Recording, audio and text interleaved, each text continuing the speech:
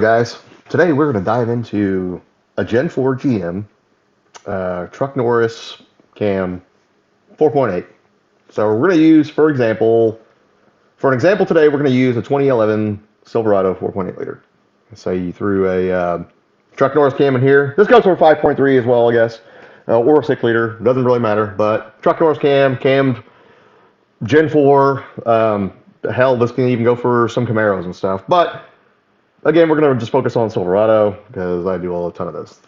So you need to start it up. So we're going to focus on idle first. Now you want to go over here to base set point. I'm going to add 200 RPM to it across the board. That'll get you in the ballpark. Same thing with your startup, 200. Same thing with startup in gear, 200. Minimum VSS set point, 200. Add it, don't equal it, add it. Airflow, come over here. Idle, final idle airflow minimum. We're going to focus on anything 1200 RPM and below. Not going to really focus on anything up here because we're going to run into throttle hang issues and it's going to start driving itself and blah, blah, blah. Don't do it. So we're going to add, let's add 5 grams per second across the board. That's probably a little high, but it's going to get us in the ballpark. And then you see this big gap right here between these right here. We're going to interpolate that. So just interpolate that right there. And we're done with that table for now. Startup airflow, we're going to add 6 grams a second on that one. That should get us in the ballpark right there. Fuel cutoff, we need to turn this off as well. So just put it at like 300 right here. Deceleration fuel cutoff, turn that off. Oxygen sensors, long-term fuel trims, put those at 300 as well. We don't want the long terms messing with anything right now. Temperature control, catalyst protection, we need to turn it off for now. Lean fuel saving on 4.8, you will see this disabled already. 5.3s, you will see it enabled. You need to disable it. Do that. Flex fuel, another important one on the Gen 4. This will skew the ever-living hell out of your fueling if it is wrong. And I've seen a lot of these wrong, especially the virtual. Don't use this, okay? If you're gonna use flex fuel, use the sensor. Virtual sucks major ass. Don't use it. So we're gonna disable it. Boom, like that. Now in this turn right here, you need to come over to general and you need to fix your Stoich AFR. Now we're going to set it at 14.1 because 95% of the fuel in America has ethanol in it.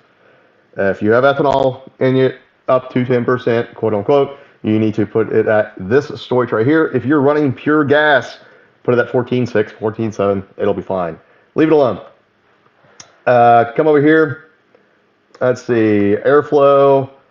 I wouldn't touch anything right here right now. We're going to do everything blended on a Gen 4. So dynamic airflow, you don't even need to touch that stuff. Leave it alone. Engine diagnostics, airflow, should not need to touch anything on this either. Shouldn't. It should be okay. I've seen people max these out. You can if you want. If you start throwing crazy stuff, you know. Misfire codes, you can max them out or you can add a certain percentage to them. Me personally, I have added a certain percentage to them and had people come back 2 months later saying they have misfire codes randomly. Like it just happened 2 months, you know, like on the dot. I just max them out. 32767. Now I'm going to cheat a little bit. I'm going to copy that whole table right there and I'm going to paste it to the rest of these right here. So I will never see a misfire code ever. I accidentally clicked paste on that one. Now, why would I do this? Well, I know how to diagnose a misfire without using the computer. So that's why I do it. I would much rather physically see a misfire and test it with other instruments like a laser thermometer on each one of the primaries on the headers while it's running, physically looking at the spark plugs and wires, things of that nature. You will find your misfire. Trust me, I've done a lot of them, and I've never really had to rely on the PCM unless it was like something like an injector kind of sticking a little bit or a coil pack failing, which is pretty rare. But At idle with a cammed vehicle, these misfire codes are going to be very irrelevant. They're not going to matter because the cammed sound you hear is misfire. This is what it is. So the PCM is picking that up as a misfire code and it's going to throw it. Come over here to P0300 and disable that as well. Random misfire detected. Boom. Now, you guys know you can come down here and whatever you want to turn off, you can turn off to no error reported. I'm not going to tell you how to do anything else besides that one. I will tell you that I disable the cylinder deactivation stuff. So most of the time, you guys are changing the whole plate out and everything. So just come over here and some of these, like on the 5.3, you'll see them activated on a couple cylinders. Just deactivate them. Just like this whole setup right here. So after that, it should start. It should start and idle pretty damn good. The fuel tables are not dialed in. So that's where we're going to pick up now. So fuel tables. You need to data log the proper channels and have the correct layout on your histogram setup here. So what I like to do is I like to data log these in blended mode. Like I said, again, I do not touch the dynamic airflow on a Gen 4. I don't do this right here, where you'll see a lot of lazy ass tuners do. This means it's just running off the mass airflow sensor only. Don't do that. Don't do it. Just run it in blended like it was intended to. It'll run a lot better. I even do that with Gen 3s. Like don't do it. But Gen 3s are a little different story. So Gen 4 stuff, run them in blended even when you're data logging them. So why do you do that? How do you do that? Well, we need to data log a thing called dynamic airflow. And we're going to do it based upon the dynamic airflow on the VVE and math tables. So I'm going to show you how to do that. So make sure you have all these channels logging. If you need to pause the video, go ahead and pause the video and you can add them. How you add them is you'll see this highlighted right here and you will pick the appropriate channels accordingly. So we're going to go for a drive. So you can see this one was a 17-minute drive. Various RPMs and loads. I'm going to go ahead and press play here. I'll show you what I'm doing. You see where the blue is right there? That's the cell it is on currently, and it is making adjustments accordingly. The red means it's leaned, and the number represents the percentage of how much it is lean according to this number. So it is trying to reach that right there. Now, the closer to 0%, the way better off we are. I typically aim towards getting something below 5%. I believe that anything around that, like after that, you're honestly splitting hairs. 20% needs to be adjusted, 14%, 10%, 9%, all that stuff, it needs to be adjusted. This table needs to be adjusted hardcore. So, what do we do with this information when we're done with it? All right, well, we got our data log done and stuff. We're going to go ahead and select this whole damn table right here. And we're going to go over to our virtual volumetric efficiency. It'll be under the edit tab right here, virtual volumetric efficiency. Now, if you click the icon right here, some of these look like major dog shit. Some of them look like this, where it's like, what is this? Don't worry. Just do it. So come over here. We're going to paste special, and we're going to multiply by half. And you see it changed this whole area right here. Going to have a gander at that, and it looks like the Rocky Mountains. Not as bad as I think it would be. So click calculate coefficients.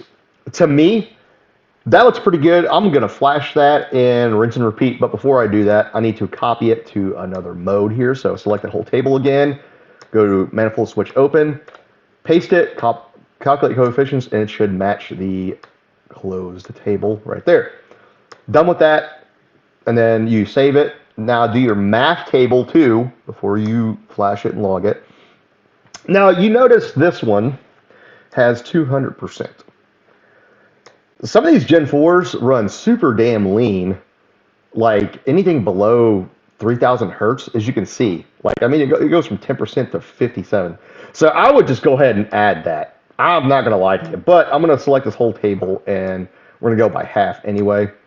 just in case it is false. But a majority of the time, I do add a ton of fuel down here. It's just the nature of the beast on these things. So I'm going to go ahead and copy that whole table. Airflow, math calibration right here. We're going to go ahead and multiply by half. And it said it did something to where it was like too much. I don't see where it was. So not really concerned with anything right here, but if you want to be a stickler on stuff, you can just straighten that up and make it look nice and neat right there. But that looks pretty good right there. I would save that, flash it, log it, and go from there. Do this until you're pretty comfortable with it, and then you can start on the Spark tables. So Spark. This is Spark has a lot to do with the weight of the vehicle, aerodynamics, um, what heads you have, what cam you have, what bottom end you have, how much compression you have, what type of fuel you're running. Spark can get tricky sometimes. But on this vehicle right here, say it's got 243 heads on it. This one is actually pretty hot already to me from the factory. I would just smooth this up. I would honestly just click this whole thing and smooth it.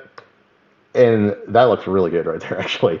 I wouldn't even I would see if I can add a little timing down low to give it a little bit more pep right here, but like at wide open throttle right here, I might add a degree or two, and that's about it. But a lot of these guys that I tune though, they're honestly running 87 octane with a truck Norris cam or a chopper cover or something like that, and they just want the sound. So if you have a performance car, you're going to be doing a little bit of different stuff than this, but same concept, but you're going to be adding a lot more timing and going along the ragged edge of stuff. So what I like to do, I like to copy this whole high octane table right here, paste it to the low octane table, and then I'd select all this and go down about 5. Not 5T, just 5. Right there. Now you can see it is lower than stock right here and it's higher than stock right here, but this still isn't bad even for a low octane table. It's not going to hurt anything. Now if you do feel like you don't want to add this much timing at wide open throttle on your low octane table, don't do it. Just leave it like this. It's not going to hurt anything. But you can see right here at wide open throttle, it's like negative timing. This is terrible. I'd go with the other table that I just did. So that's what I like to do. Piston slat right here. Go ahead and zero this one out. You don't want any more adders. No false knock or nothing like that. Fuel, gas. Zero this one out right here. Don't want any more adders. Don't need that stuff. Flex fuel. If you are running flex fuel, leave this alone. I personally probably wouldn't have it this hot right here down low. That's on you. But I wouldn't run flex fuel without a sensor anyway. IAT. These are pretty aggressive from the factory. I would cut this in half right here. So 0.5, and then I would leave this alone right here. This is probably fine right here. Some of them I do see them start taking out timing like right here, and you can see this is like 77 degrees Fahrenheit. That's a pretty decent day, and I'm not going to start pulling timing right there. 95 is starting to cook a little bit, so a degree ain't going to hurt you. When you start getting 104, 150, 113, 122 air intake temps, yeah, we need to start pulling some timing. So, but you shouldn't be seeing these right here. Like if you are, you're having some issues, or your car's on fire. One of the two. VCP Spark. Go ahead and zero this one out too. So I'm going to select this whole thing. 0 equals. Boom. Catalyst heating, depending on if you have cats or not. This one, we're going to say it does not. Base advance shouldn't really actually have to touch this. I do see a lot of tuners do this right here. Actually, we can just do it right here. So I'll see them just do this, and you'll see tunes like this. So you'll open it up, and you're like, "Oh, what the hell is that? Why is it just doing that?" Well, in their theory, when you're revving the engine or it's coming down off a coast down, and you don't want it getting below 800 RPM idle, it's going to catch this timing and throw 25 degrees of timing at it and just shoot it up. I've seen that cause surging issues, and the idle circuit is just fighting the spark circuit. So just don't do that stuff. If you do have to do anything, just add a little bit like right here.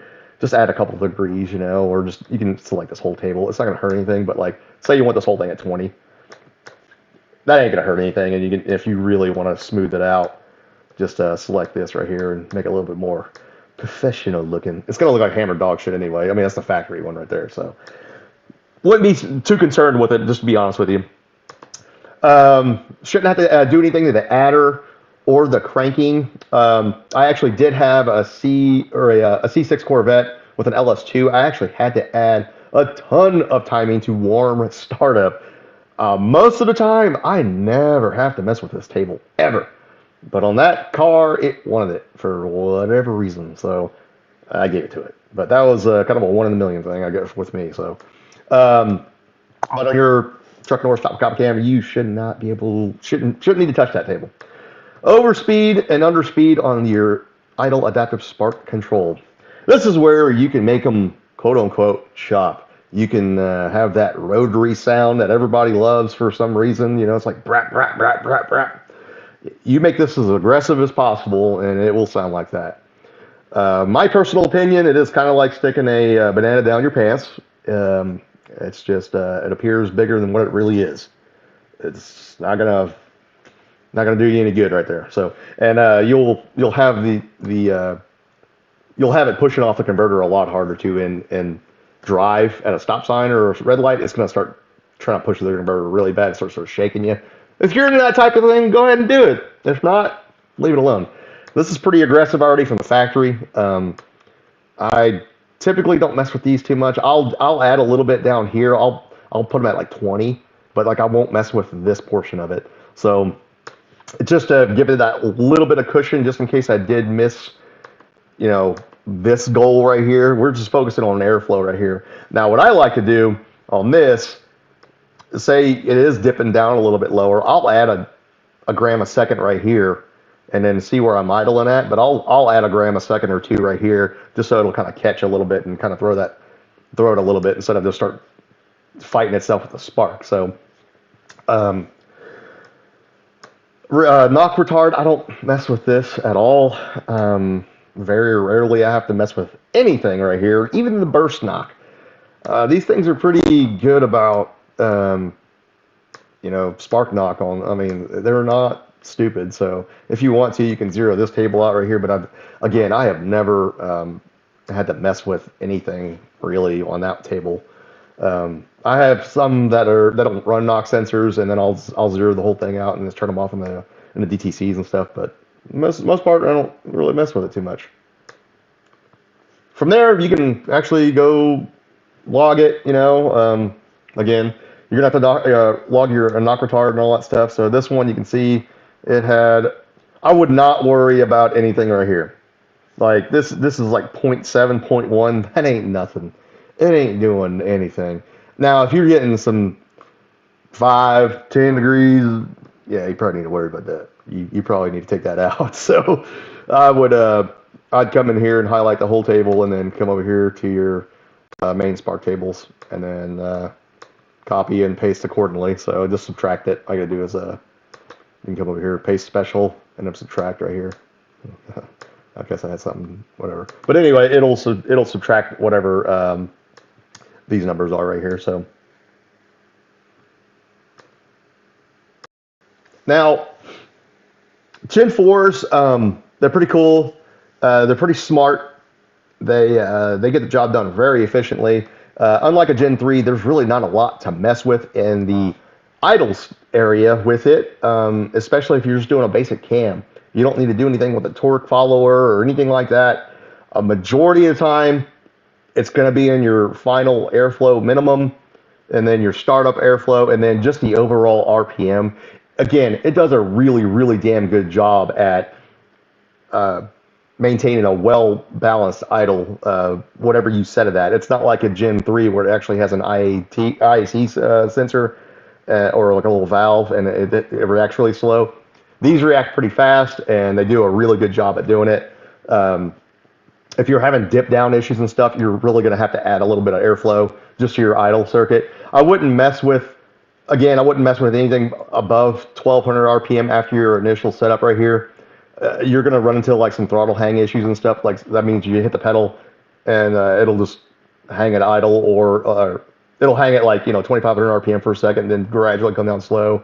Or you're driving down the road, say in third gear, and then like it's just driving itself when you let off the gas. So just don't get too aggressive up here.